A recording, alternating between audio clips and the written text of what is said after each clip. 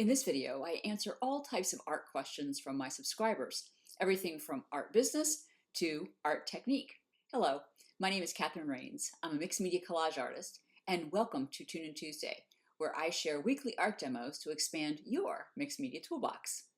For a list of all the questions and a timestamp of where to find the answers to those questions, go to the Show More button below. If you see value in my videos, I would deeply appreciate a thumbs up, and if you would subscribe to my channel. Please feel free to leave your art question in the comments, and I'll be sure to answer it in next month's Ask Me Anything. So let's get started answering your most pressing art questions.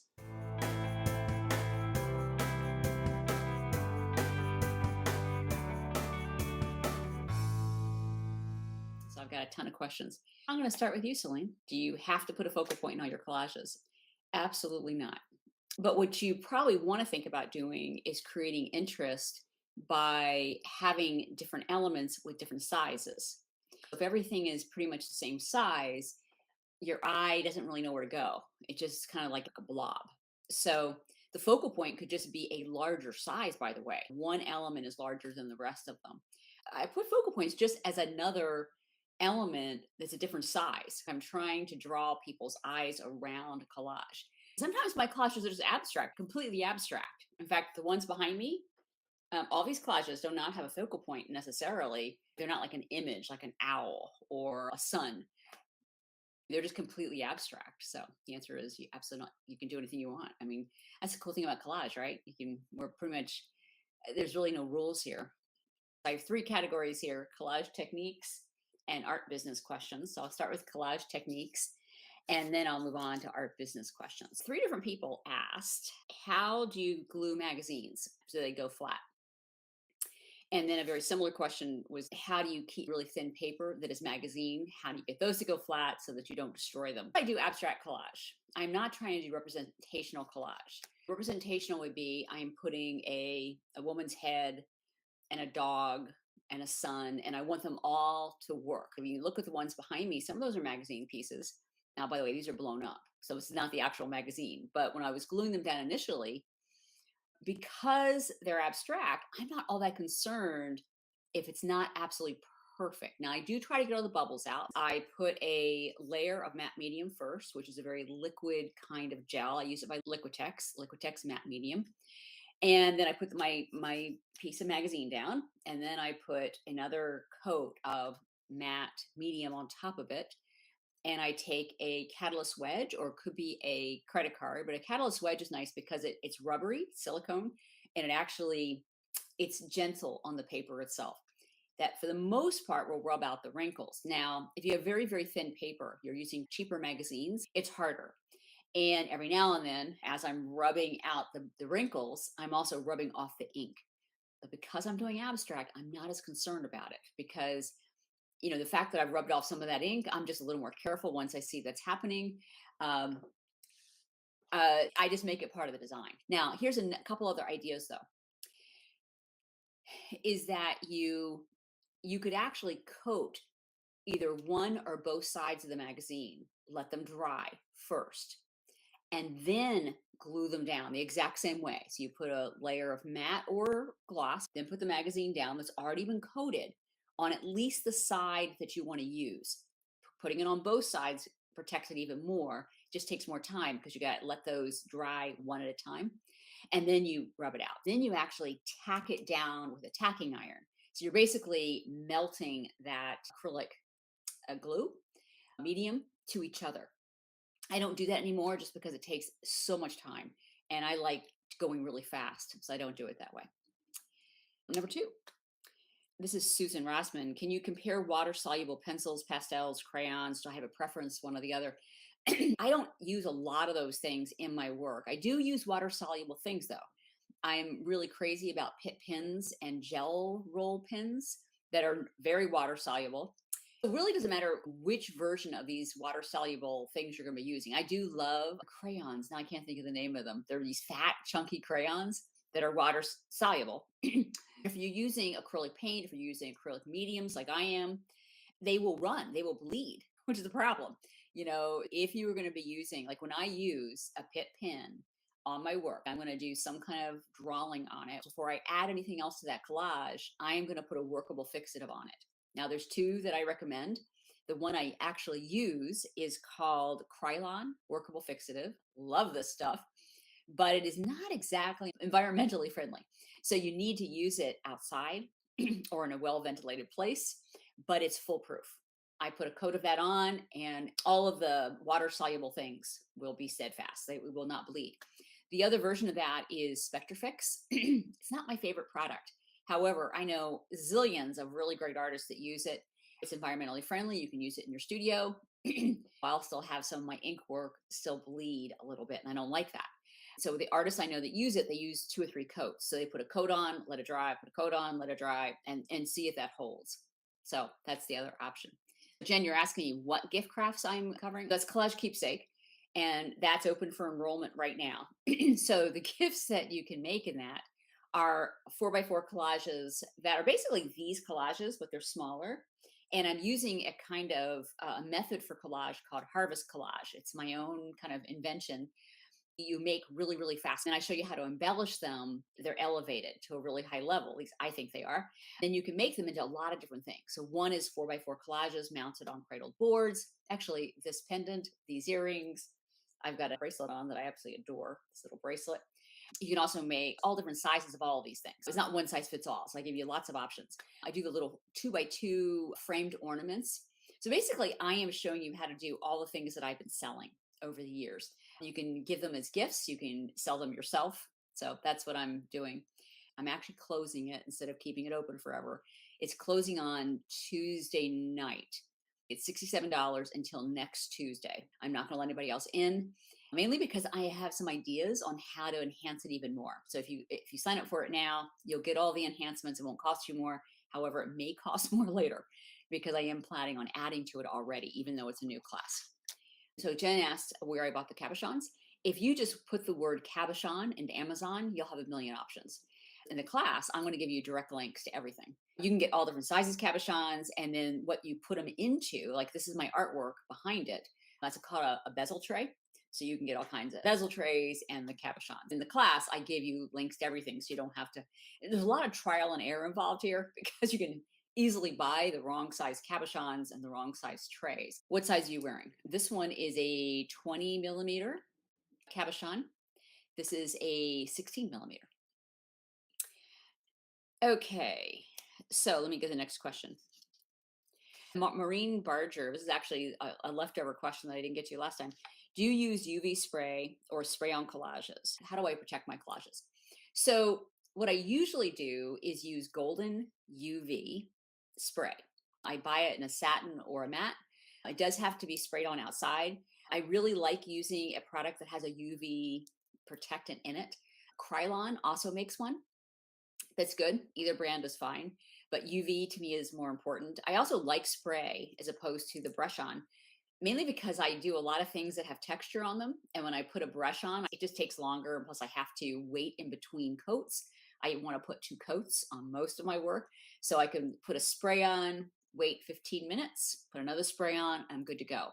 Now, the other thing I love using is Dorland's wax. That can actually be used instead of the spray or in addition to.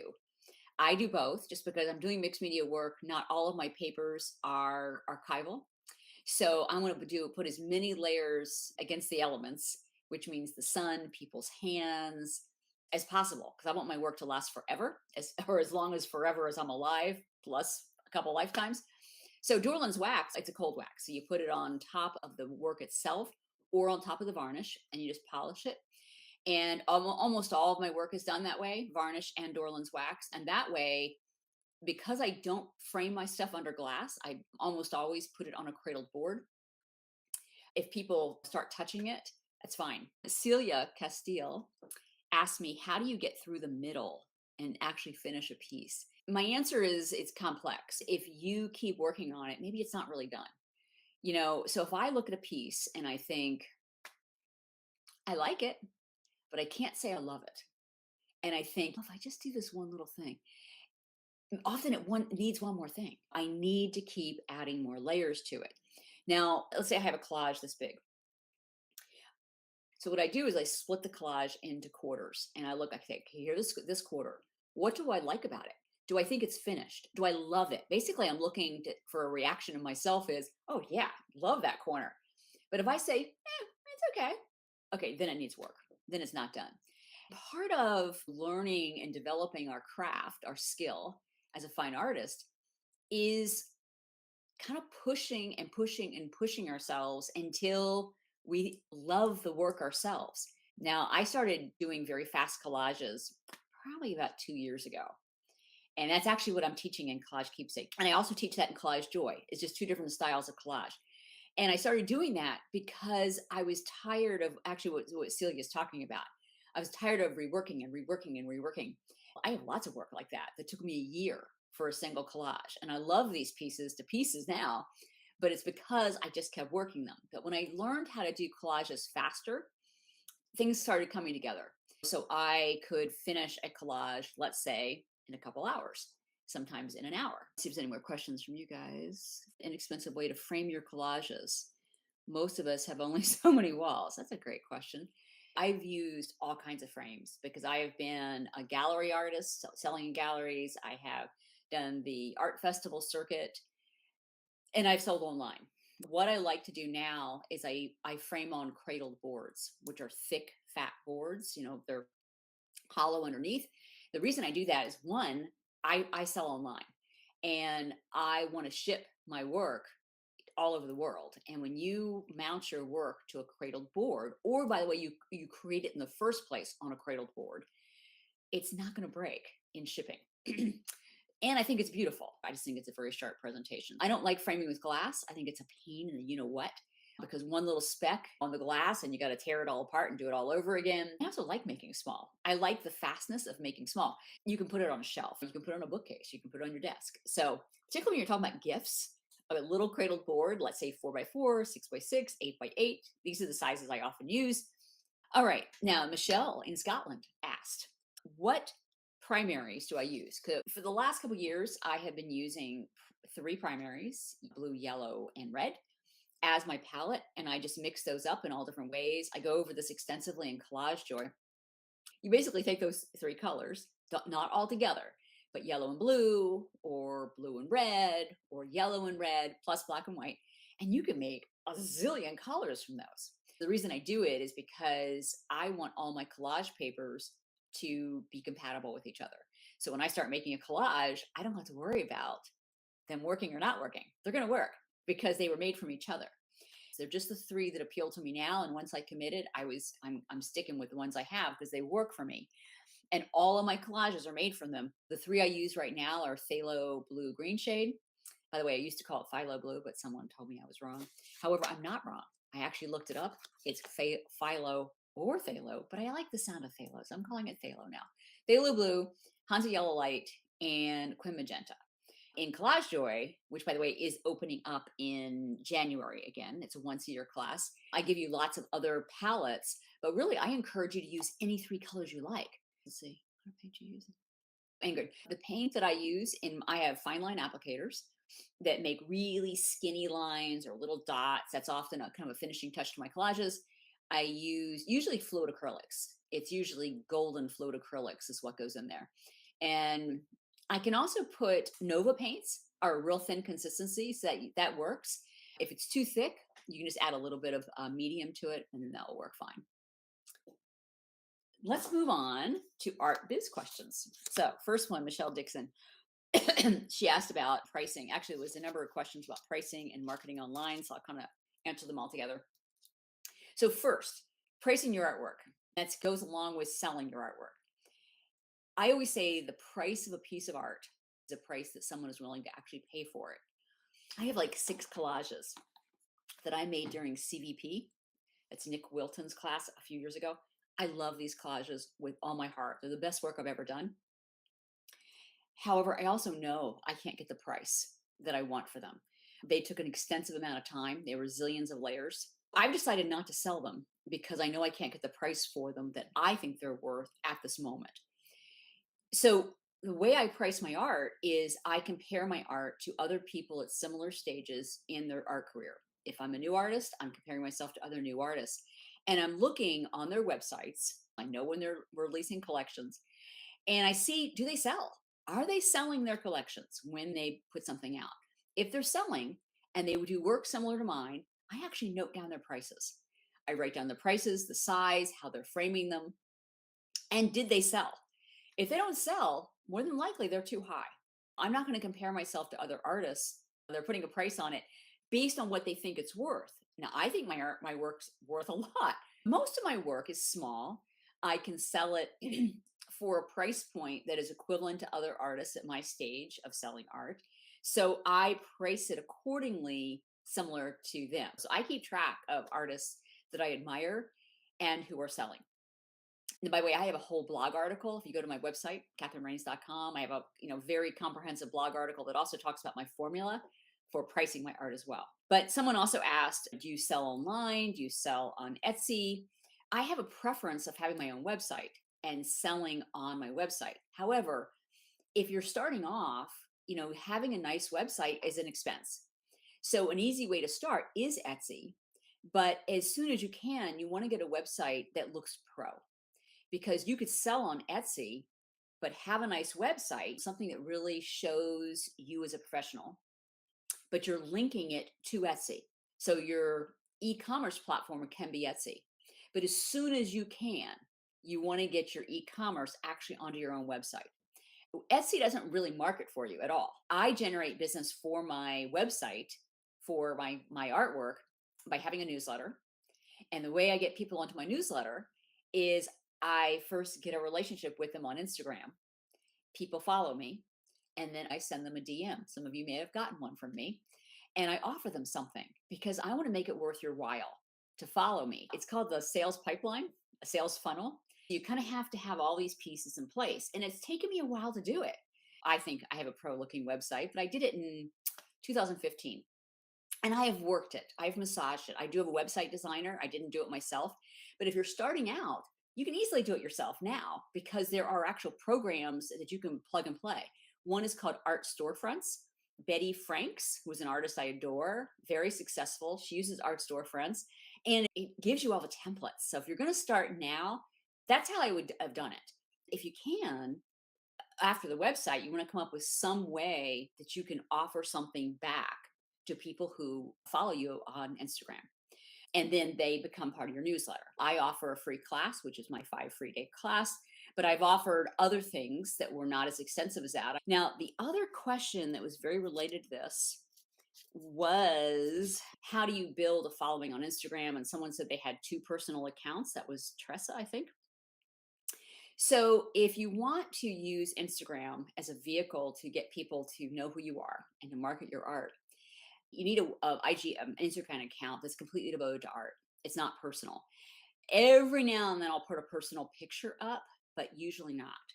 I do want people to see I'm human, and I have a life, and this is my husband, and I have a dear family. Every maybe 100th picture, I'll put something personal. You can even link to your personal account so people can see you have a personal life. Let's see if there's anything else. Building a following on Instagram, it's not an easy thing. Just let me say that. I've been working it since I think 2016. And I have periods where I grow like crazy and then I'm stagnant as crazy. It is nothing. So between June and about a month ago, I was growing like I couldn't believe it. I was getting like 100 new followers a day. Some days I was getting 1,000 new followers a day. The last 3 weeks, I lost 20 people. Yesterday, I think it's Instagram's algorithm. Actually, I've talked to my artist friends. There's just periods where they're actually purging. The key with Instagram to me is just being consistent, no matter what the algorithm does.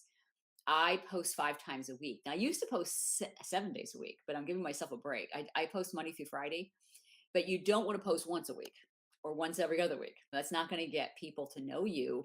Don't ask me how that happens, but they know what kind of accounts you're interested in and they feed you those accounts. If you're not posting, you're not going to get put into other people's feeds. Hashtags will have a lot to do with this. I actually have done extensive research on my hashtags. I have 4 sets of 30 hashtags. I use Planoly, and those hashtags are stored in Planoly. I write my posts in Planoly, and I rotate those hashtags around. Let's see if there's any questions.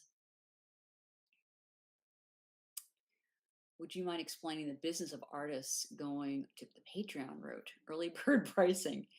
I've already told you how I appreciate getting the price of your class up front. I mean, Patreon, I'm not personally going to do that. I have colleagues that are doing it. I just don't see it's all that successful. Now, that said, I know an artist that I'm actually in a mastermind with who is highly successful. She's making like 70,000 a year off her Patreon. But another version of Patreon, which is a huge trend right now, is artists are offering communities. Same idea. Amanda Evanson has one. I forgot what it's called, the Insider or something. A very dear friend of mine, Robin Marie, she's offering the Robin's Nest, but you pay a monthly fee. It's the same thing as Patreon, basically. So you for $20 a month, you join the Robin's Nest, and she's fabulous. Amanda's like that. You pay a monthly fee. Louise Fletcher's like that. Alice Sheraton has one. There's many, many of them. I think it's a fabulous way to go.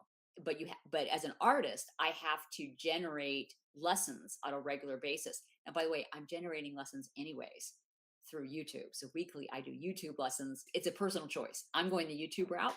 That just feels right to me. So I'm not going to do a community. But the other part of the question was early bird pricing. So I'm doing early bird pricing for all my classes because it generates a buzz. Say, here's the class and here's the price. And there's not a closing date. There's not an urgency for people to sign up. They may never sign up because there's lots and lots of things to choose from. So most artists, they say, here's the 5 days that you can sign up. And after you can still sign up after the 5 days, but then the price goes up. So you get a huge, huge wave of people during that sign up period. And then you get a very small number after that. My classes are open and closed. I open them up. I give early bird pricing that ends. And then there's a small period after that that you can still sign up for a higher price. And it just works. Now, my collage keepsake is under early bird right now for $67. I have decided instead of keeping that class open, it was going to go to $97 as of next Wednesday. I am going to close it actually. And the reason is just because I'm going to enhance it. I just discovered things I really want to add to it. So the people that sign up as of next Tuesday you're it. And then I will release maybe a month from now an even more enhanced version, which the early bird people will also already have access to. Cookie, I do have an assistant. I need more. In fact, I'm just about to hire a copywriter because it's really a lot. I'm a one-woman show. I have a virtual assistant. I also have a coach. How do you manage time doing art and art biz? Well, Deborah, the truth is not much art is getting done now.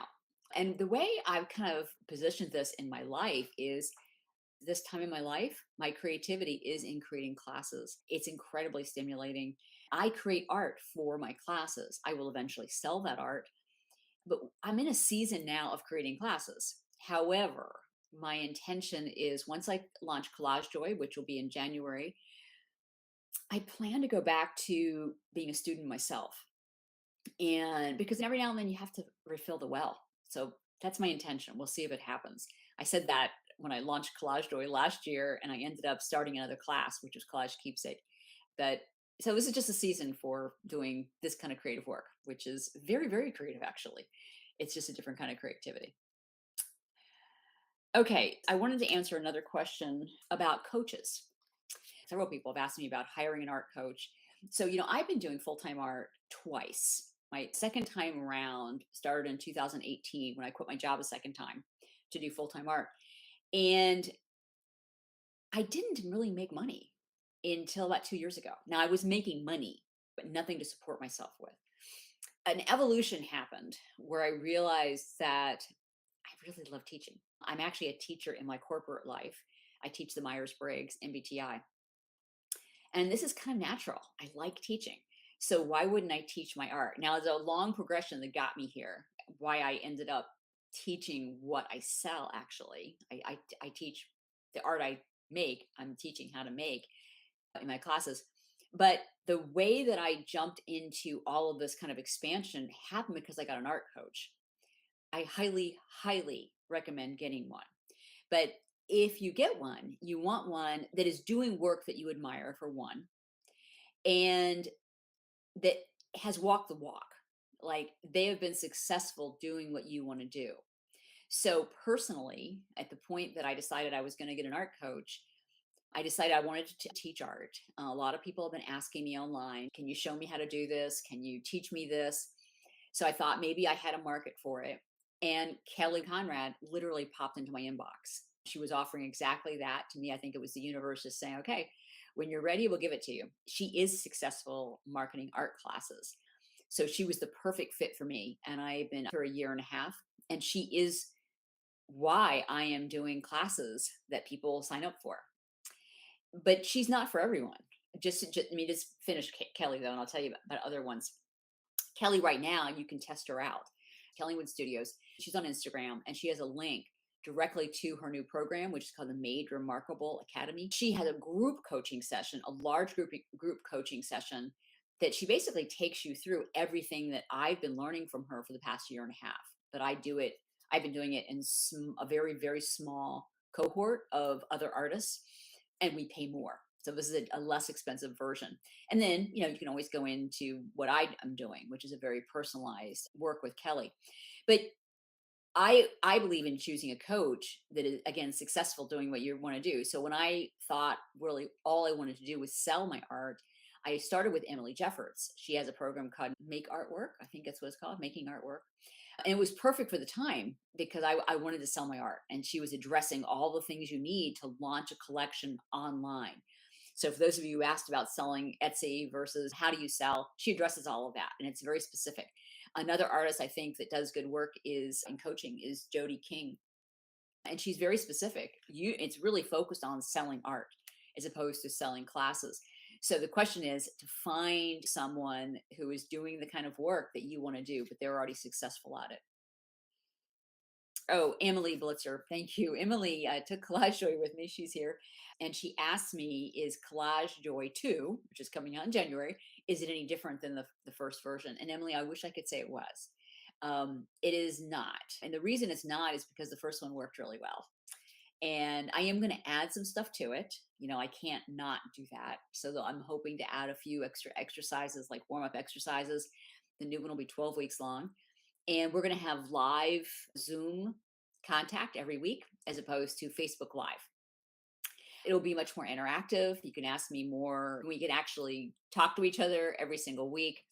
That's really going to be the biggest difference. I wish I could totally revamp Collage Joy and give you a Collage Joy too, but I do recommend Collage Keepsake. It actually is a totally different way of collaging. It's really making the collages in a way that are fast, fun, and marketable at the same time. And then I think that's it. Do you have to pay for the shipping on Etsy or do you pass it on to the customer? Well, in my opinion, you always pass it on. There are artists that pay for the shipping, but they include the price of shipping in large pieces. So if you're selling a big 48 by 48, just bump it up by another 100 or whatever you think the shipping, the packaging is going to cost. But when I do small pieces, usually people are looking for less expensive work, like under $100 or under $200. And me adding that, say $25, $35, I do it afterwards, and that keeps the price down. One of the questions was about shipping itself. There's a company called online, it's called Pirate Ship. Very trendy, Pirate Ship. You sign up for it, but it's free. All you need is a scale. This is what I use to ship all my work. So all I need to do is get the weight of the finished boxed piece, and I put that into Pirate Ship along with the address and the dimensions of my box. And I pay right on the site. I just pay through credit card and I just have labels and I print it out. The best way I've ever seen to do it. I have had other methods and this is the least expensive, very cheap shipping. The other thing is I save every Amazon that's of a certain size that I think my art will fit into. For the most part, I don't buy boxes. When I'm putting out a larger collection, however, I have put out a lot of collections, but my collections are usually all the same size. Like they're all 6x6s, they're all 12x12s. So I might buy through Uline, Uline. You can buy exact boxes that will fit your art. It's another reason why I use cradled boards because it is exponentially easier to ship. I do have a big roll of bubble wrap, so I just wrap it really well in bubble wrap. But if I had glass, I'd have to have twice the size of box. I'd have to have peanuts, and I'd have to have insurance to make sure this thing doesn't break. So it's just a pain. I hate framing with glass. It gets much easier when you do it on board. Uline has all the sides, the shipping boxes and packing stuff. And also I have a kind of a storehouse of art, from all the classes I've been teaching. This collection you see behind me, these are enlargements, but they were small. I sold those and then I just stopped selling because I switched to selling art classes instead. Anyways, thank you all for coming. I'm very honored, and I am going to make this a regular series.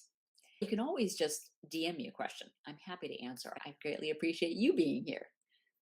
I'll see you next time. Bye bye, everyone.